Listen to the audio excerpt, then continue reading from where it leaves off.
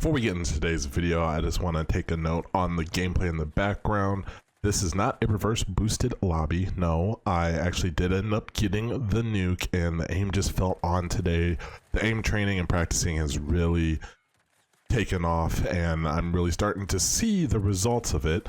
The voltaic daily routine is something that has really helped improve my aim. Link will be down in the description below if you really want to start getting better at whatever FPS shooter you're playing. The voltaic benchmark is one good way to start, and then the daily routine is another way. Both of them will be in the link in the description below.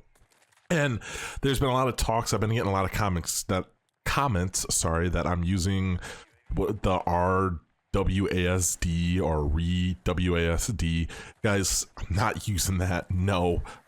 Never tried it, never will try it, because I don't need aim assist on my mouse and keyboard, and I hear that it adds a lot of input delay, so I'm not ever going to try that.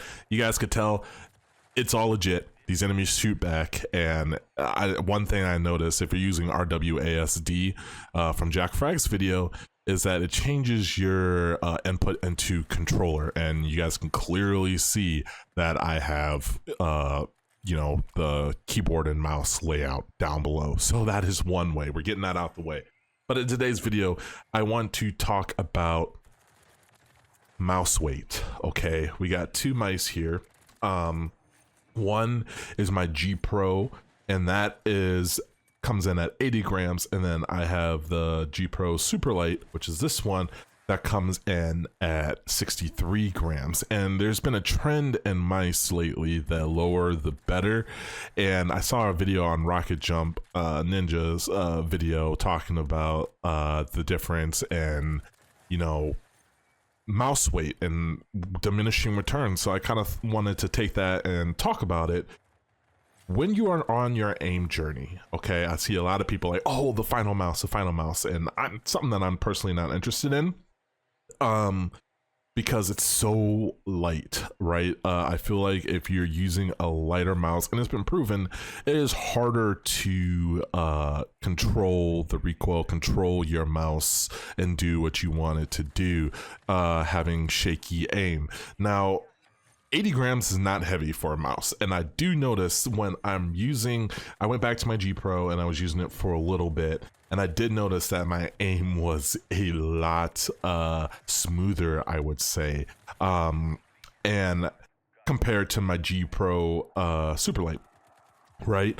The aim was a lot smoother, and I think like coming from like a beginner, when it comes to like you working on your mouse control, if you have shaky aim, you want to go with a slightly heavier mouse. Even though the difference is not that big between these two mice, you still feel the difference. And when it comes to like my G Pro, I could play like a 5 sensitivity, 800 DPI, 1.78 monitor coefficient just fine, flick just fine if I wanted to, and still have that same control. But when I use my G Pro Superlight, I actually go down a sensitivity. I go from a 4, 800 DPI, and a 0 monitor coefficient.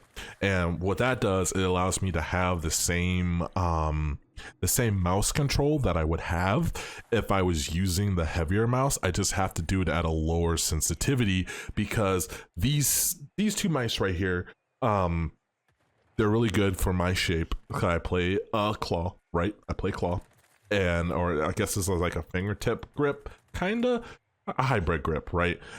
And I really like the shape of these two mice.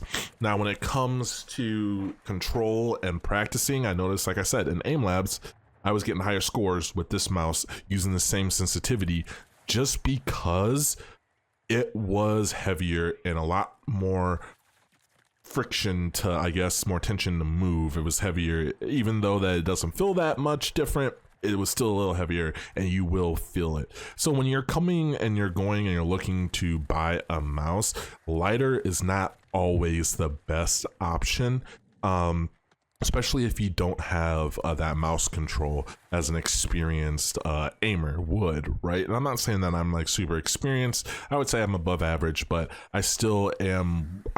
I still have better mouse control than most people that play on mouse and keyboard, right? And that just comes down to practicing, putting the time in, and getting better at the game. It all takes time, you know, and I'm not saying that you couldn't do it with a lighter mouse. I'm just saying that it's going to be a little bit more difficult. So when it comes to light mouse versus heavy, try to get something that's like in the middle if you're just starting out. But if you are, you know, good at aiming and everything, this is irrelevant to you. But the video is coming to an end, guys. I hope you enjoyed the gameplay in the background. As always, remember to stay blessed and stay humble. And let me know if you want the class set up down in the comment section below, because this class absolutely destroys. As you see, I got the nuke there, but the game ended. As always, I'll catch you in another video. Peace.